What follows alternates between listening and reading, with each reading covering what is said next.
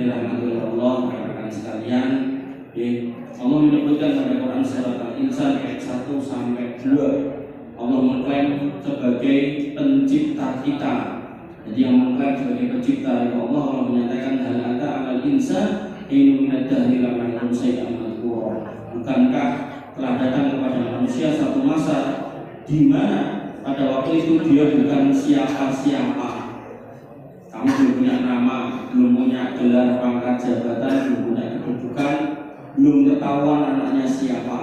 Inna khalaqnal insana min nutfatin. Lalu kami ciptakan kalian itu dari nutfah, air mani, amsajin yang kami campurkan dengan zat telur, nabtalihi yang kemudian kami uji kalian dengan perintah dan larangan, faja'alnahu sami'an basira, dan kami ciptakan pendengaran dan juga penglihatan.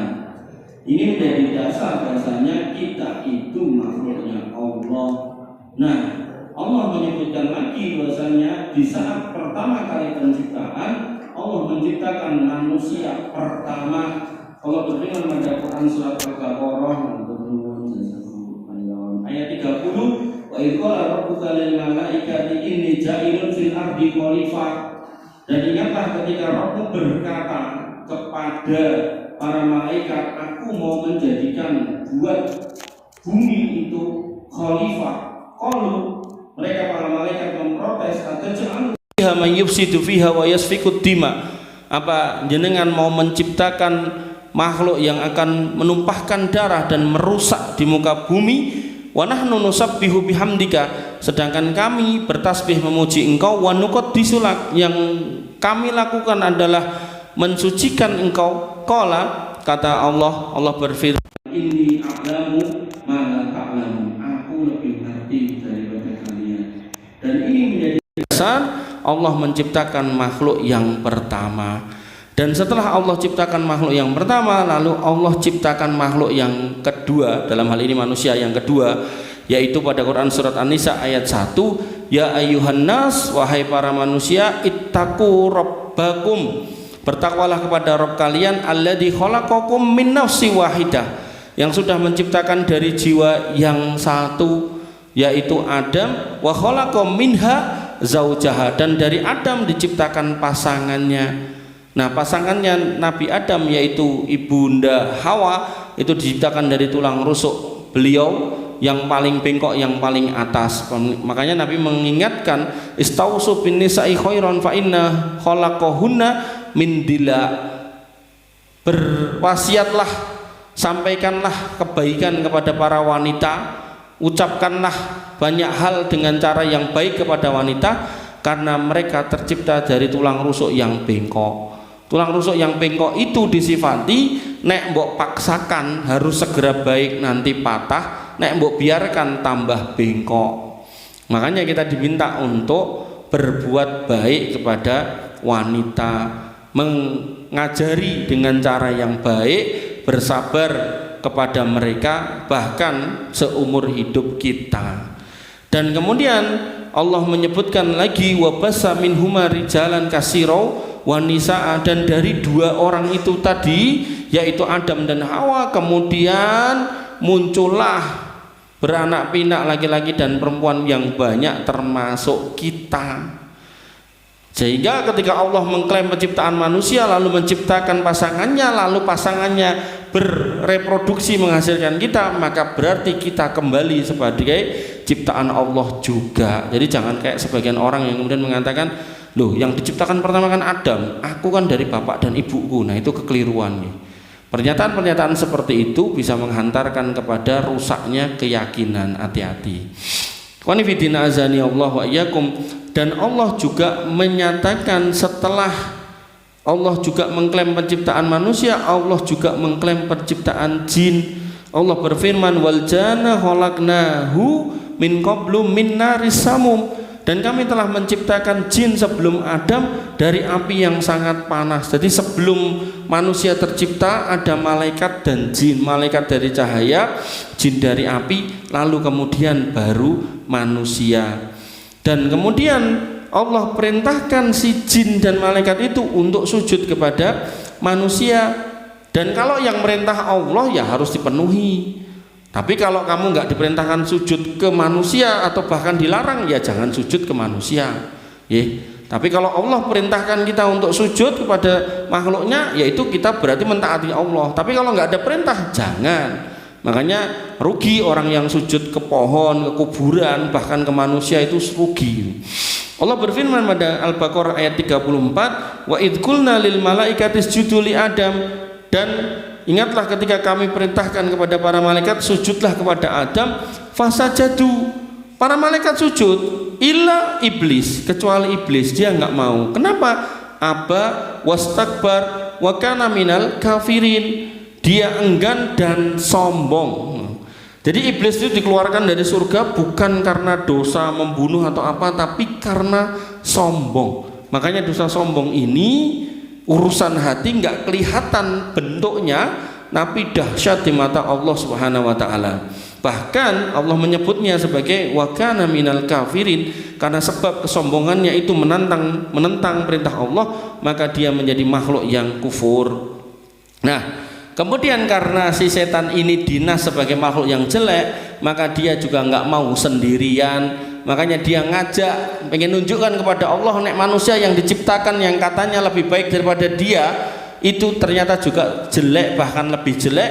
Maka digodalah ibunda Hawa dan kakek buyut kita, kakek moyang kita, yaitu Nabi Adam. Allah berfirman pada Al-Baqarah ayat 36, fa'azzallahuma syaitanu anha fa'akhrajahuma mimma kana fi, maka setan memperdaya keduanya dari surga sehingga mereka keduanya dikeluarkan dari kenikmatan yang sebelumnya mereka ada di dalamnya.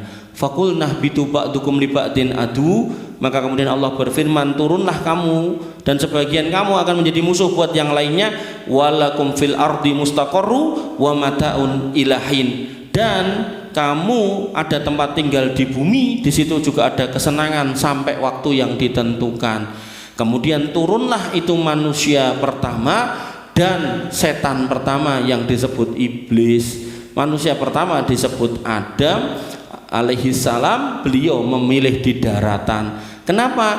Karena organnya tidak memungkinkan untuk berenang dan organnya tidak memungkinkan untuk terbang, maka pilihannya di daratan.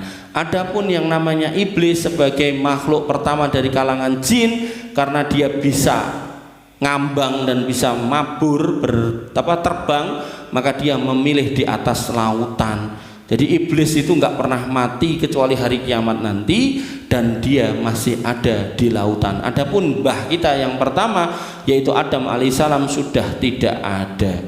Wa nifidin azani Allah wa iyyakum, dan karena sebab iblis itu menggoda Adam, maka dikeluarkanlah dari surga. Fakhruj minha fa innaka rajim, keluarlah dari surga, sesungguhnya kamu makhluk yang terkutuk. Wa inna alaika la'nati, dan buat kamu laknatku ila yaumiddin, sampai hari kiamat. Nah, iblis sekali lagi berikrar gak mau sendirian, pengen ngajak yang namanya manusia.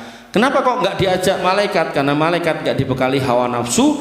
Nah, yang dipilih adalah manusia untuk diajak karena mudah ditipu dan diprovokasi. Iblis berkata pada Quran surat Al-A'raf ayat 16-17, fabima aghwaitani la'aqudanna lahum siratakal mustaqim, karena engkau wahai Allah sudah menyatakan aku ini sesat, maka aku pun akan menghalangi manusia dari jalanmu yang lurus.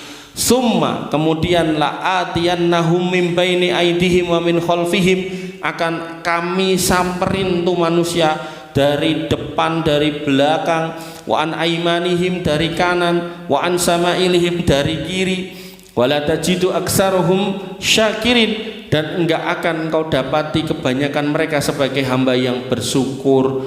Makanya kita lihat masjid itu lebih banyak kosong daripada rame, lebih rame mall daripada masjid, lebih rame jalan daripada tempat ibadah. Oleh karena itu maka ini menjadi indikasi sebenarnya kemenangan syaitan. Tinggal menangnya di mana. Ketika di kampung ini misal masjidnya lebih sepi daripada pasarnya misal, berarti ya di kampung ini kalah, menang syaitannya. Makanya tugas jenengan untuk bertahan. Qanifidin azani Allah wa iyyakum. Manusia diturunkan di daratan, iblis memilih di lautan, manusia diberikan pasangan beranak pinak, muncullah kalian. iblis juga diberikan pasangan kemudian beranak pinak dari kalangan jin. Nah, yang beriman disebut jin muslim atau jin beriman, yang enggak beriman disebut setan. Sehingga baik ada, anak turunnya ada, cucu-cucunya ada. Lah manusia diberikan kesempatan hidup dengan waktu tertentu, sehingga mbah-mbahnya dulu rata-rata sudah mati. Nek di logika makin kesana jumlah setan sama jumlah manusia, lebih banyak setan daripada manusia di logika, karena manusia ada yang mati, setan nggak ada yang mati. Tapi faktanya saya juga nggak tahu. Oleh karena itu maka ikhwani fiddin azani Allah wa iyyakum, semakin kesini godaan kita pasti akan semakin macam-macam dan semakin banyak. Kenapa? Lah tadi setannya nggak mati-mati, sedangkan manusia, mbah-mbah kita, jangankan ngomong ke Mbah Adam, mbah kita yang paling dekat aja, mbah kita kadang sudah nggak ada. Oleh karena itu Allah menyatakan walaupun kita itu dikirim di dunia, dia juga walaupun mereka nggak mati, kita mati, mbah-mbah kita mati, tapi Allah mengawasi. Allah berfirman huwallazi khalaqas samawati wal arda fi sittati ayyam tsumma stawa 'alal arsy. Allah lah yang menciptakan langit dan bumi dalam 6 masa, kemudian Allah bersemayam di atas arsy-Nya. Kemudian ya'lamu ma yaliju fil ardi wa ma yakhruju minha. Allah mengetahui apa yang masuk ke dalam bumi dan apa yang keluar darinya. Wa ma yanzilu minas sama'i wa ma ya'ruju fiha, dan apa yang turun dari langit dan apa yang naik ke langit. Wa huwa ma'akum aina ma kuntum. Allah membersamai kalian dimanapun kalian berada. Wallahu bima ta'maluna basir, dan Allah Maha melihat apa yang kamu kerjakan. Sehingga ketika Allah menyatakan di depan tadi sebagai pencipta kita, jin dan malaikat, lalu kemudian Allah melepaskan kita di bumi dan jin juga, maka Allah menyatakan di sini semuanya under control, dengan catatan kamu mau minta tolong kepada Allah. Lah sebagian manusia justru minta tolongnya kepada syaitan. Harusnya ketika ada masalah larinya kepada Allah, bukan kepada setan. Makanya Allah menyatakan berkali-kali setan itu lemah. Inna kaidas syaiton kana dha'ifa. Yang namanya setan tipu dayanya itu lemah. Saking lemahnya kalau kamu mengucapkan ta'awud dengan penuh keimanan, a'udzubillahi minasyaitonirrajim, setan itu pergi. Belum lagi kalau kamu ucapkan atau bacakan Al-Baqarah di rumah, setan itu pergi. Belum lagi nanti kalau kamu tutup pintu dan jendela dengan mengucap bismillah, setan itu pergi. Kamu makan dan minum dengan mengucap bismillah, setan nggak bisa nebeng makan dan minum. Ini menunjukkan setan itu sebenarnya lemah, kecil, sepele. Tapi karena kecil, sepele, dan orang manusia ini berhadapan dengan dia tanpa ilmu, akhirnya dipuji dan dipuja, bahkan disembah oleh sebagian orang. Dia pun membesar, menunjukkan fisiknya dalam bentuk-bentuk yang ditakuti manusia. Jadi apa? Pocongan, apa nih? Gendruwo. Nah, akhirnya menungso wedi. Kemudian dia pun minta gawekno aku sajen. Akhirnya mbok gaweke, naudzubillah. Disitulah manusia jatuh ke dalam kesyirikan. Dan dosa syirik manusia itu tidak akan diampuni. Oleh karena itu maka karena Allah yang mengirim kita di muka bumi, mengirim iblis juga di muka bumi, Allah menitipkan pesan, ingat-ingatan, wa ma khalaqtul jinna wal insa illa liya'budun. Tidaklah kamu tak kirim ke muka bumi kecuali untuk beribadah, wahai jin dan manusia. Dan dalam rangka biar ibadahnya itu enggak salah, maka Allah juga mengirim para rasul. Allah berfirman, walaqad ba'atsna fi kulli ummatin rasula an ibudullah wajtanibut taghut. Setiap masa, setiap periode, setiap umat kami kirim rasul. Nabi dalam kitab Minhajul Muslim disebutkan jumlah nabi itu 124.000, jumlah rasul itu 313. Tapi nabi yang rasul yang kita wajib untuk tahu cuman 25. Sehingga sebenarnya setiap masa, setiap periode nabi dan rasul itu banyak sekali. Dan setiap nabi dan rasul itu dinas oleh Allah, faminhum man hadallah wa minhum man haqqat alaihi dolalah. Nek mbok tutke, mbok ikuti kamu selamat, mbok tinggalkan, mbok jauhi kamu tersesat. Fasiru fil ardi fangduru kaifa kana akibatul mukadzibin. Berjalanlah ke muka bumi, lihatlah bagaimana akibat dari orang-orang yang ingkar. Ada yang buminya diambleskan, ada yang dikasih gempa, ada yang dikasih tsunami, ada yang dihujani batu, ada yang dinaikkan terus dibalikkan, ada yang kemudian ditenggelamkan, macam-macam. Oleh karena itu maka Allah menekankan lagi, bahkan setiap nabi dan rasul yang datang itu membawa mukjizat dan juga membawa kitab. Allah berfirman pada Quran surat Al-Hadid ayat 25, laqad arsalna rusulana bil bayyinat wa anzalna ma'ahumul kitab. Sungguh kami telah mengutus rasul-rasul kami dan membawa bayinat, bukti-bukti, mukjizat. Nabi Musa tongkatnya bisa menjadi ular, tongkatnya dipukulkan ke lautan, lautan terbelah, tongkatnya dipukulkan ke batuan, batunya keluar mata air. Kemudian Nabi Musa lagi tangannya dimasukkan kantong, kemudian bercahaya kayak lampu. Kemudian Nabi siapa lagi? Banyak mukjizat-mukjizat yang pernah diajarkan, diceritakan, dikisahkan kepada kita oleh guru-guru kita sejak TPA, SD, SMP, SMA mungkin juga gitu. Nah, maka selain mukjizat itu, wa anzalna ma'ahumul kitab, kami juga titipkan kepada para nabi itu, kami turunkan yaitu kitab. Dan kitab yang dititipkan kepada nabi kita disebutkan pada Quran surat Al-Furqan ayat 1, tabarakalladzi nazzalal furqan, maha suci Allah yang telah menurunkan Al-Furqan, Al-Qur'an. Al-Quran disebut sebagai Al-Furqan karena membedakan antara yang baik dan yang buruk, yang batil dengan yang hak, yang halal dan yang haram, yang benar dan yang salah, yang kufur dan yang iman. Dan Allah menyebutkan lagi di dalam Al-Baqarah bahwasanya yang namanya Quran itu syahrul Ramadan alladzi unzila fihil Quran hudal linnas wa bayyinatin minal huda wal furqan. Quran itu kami turunkan utuh dari langit ketujuh ke langit dunia pada bulan Ramadan. Dari situ kemudian turun berangsur-angsur sebagai bayyinah, sebagai al-huda, wa bayyinatin minal huda, sebagai petunjuk dan keterangan atas petunjuk, wal furqan dan al-furqan. Nah, kalau kalian ingin mendapatkan tiga-tiganya, wasilahnya majelis ilmu, bukan yang lain.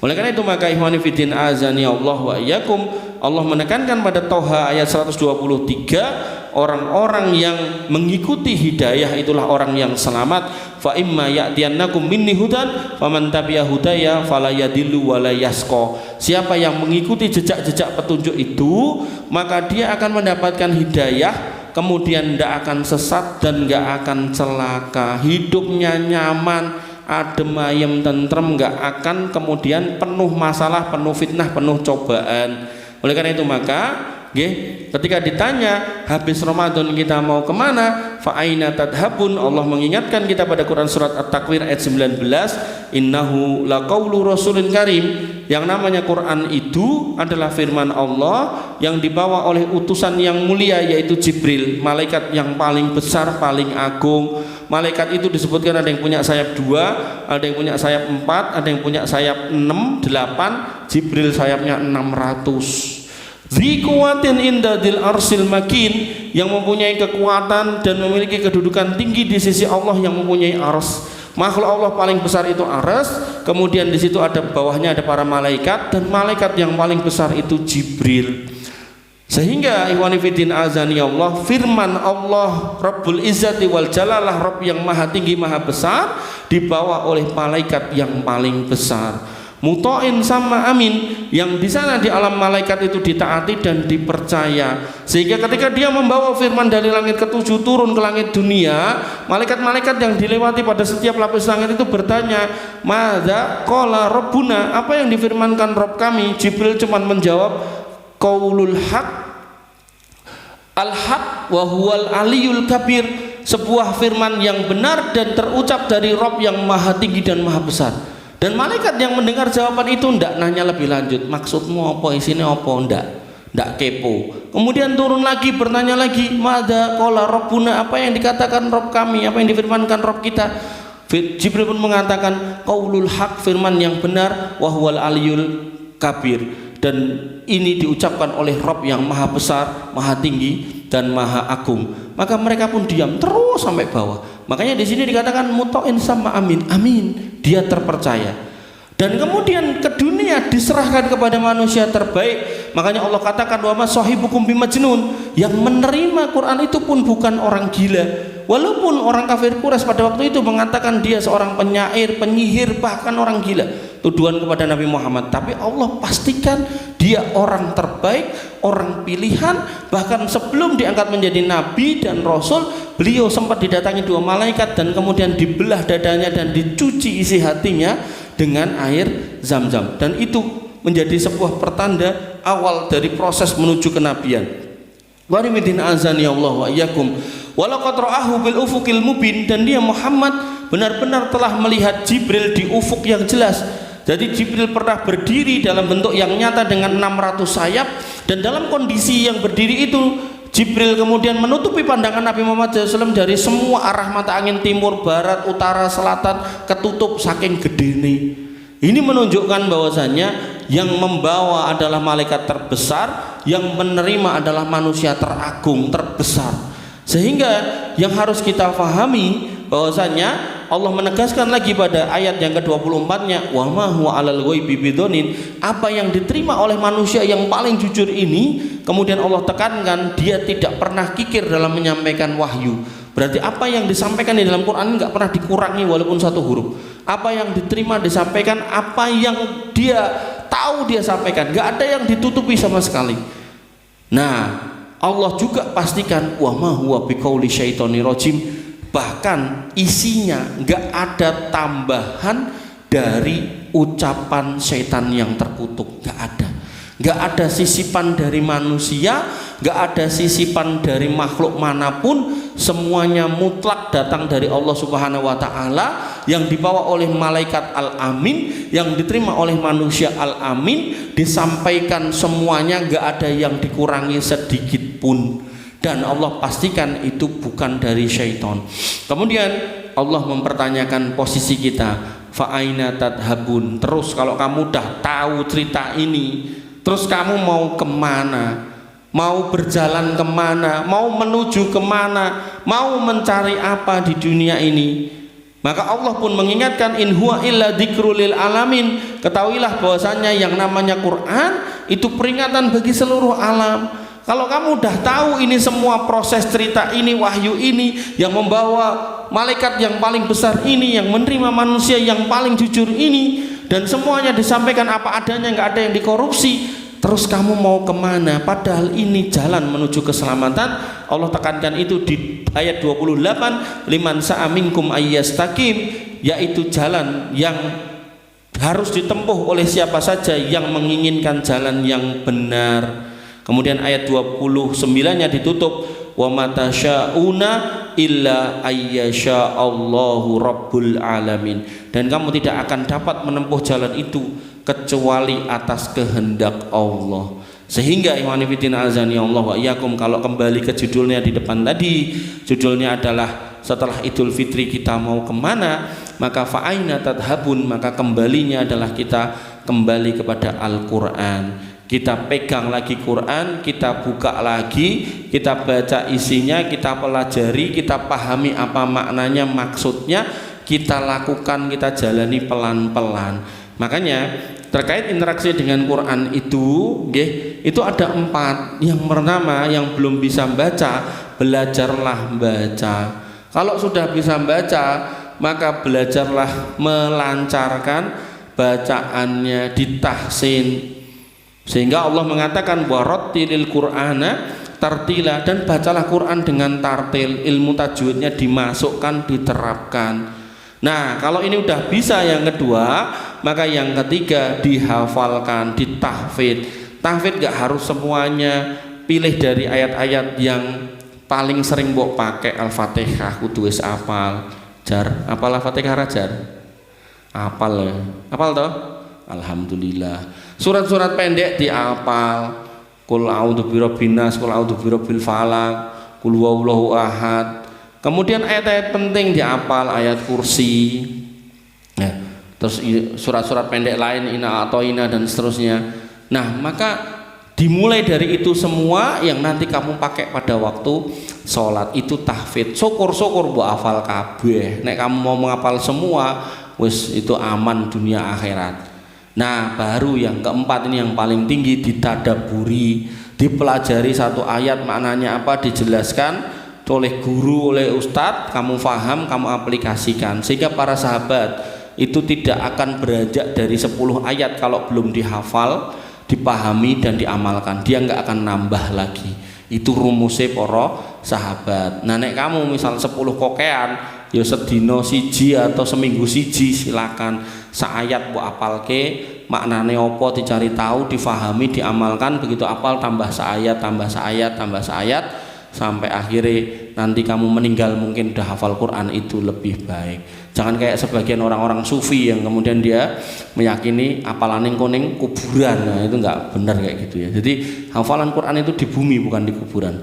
Oleh karena itu maka ikhwani fillah azani Allah wa iyyakum fa aina tadhabun, kemana kita pergi? Ke majelis ilmu. Majelis ilmu yang seperti apa? Yang isinya dibacakan Quran dan dijelaskan isinya. Maka Nabi SAW mengatakan, dan ini selalu saya ulang-ulang, majtama'a qaumun fi baitin min buyutillah, tidaklah manusia itu mau berkumpul di antara rumah-rumah Allah, yatluna kitaballah wa yatadarasuna bainahum, dibacakan ayat tadi udah tak bacakan, kemudian dijelaskan isinya, maka Allah mengatakan melalui nabinya, illa nazzalat alaihimus sakinah, Allah akan berikan ketenangan. Kamu nggak akan usrek, nggak akan gegeran, nggak akan mikir aneh-aneh. Angger seneng ning masjid ngaji pengajian sing disampaikan Quran, dijelaskan isinya. Tentu nek membahas Quran ya berarti ya sak hadis sisan gitu kan. Karena nanti dalam tafsir itu tafsir ayat dengan ayat, ayat dengan hadis, ayat dengan ijma, ayat dengan perkataan sahabat, atau ayat dengan pendapat ulama, ngoten. Jadi enggak kemudian terus bahas ayat tok itu enggak, ya ayat dengan hadis. Karena kalau ada orang yang kemudian mengatakan aku cuma beriman pada Quran, nggak mau beriman dengan hadis, nah katakan sama orang itu mengkonek mati kon mlebu kuburan dewi. Karena tata cara memakamkan jenazah itu nggak ada di dalam Al-Quran, adanya cuma di dalam hadis.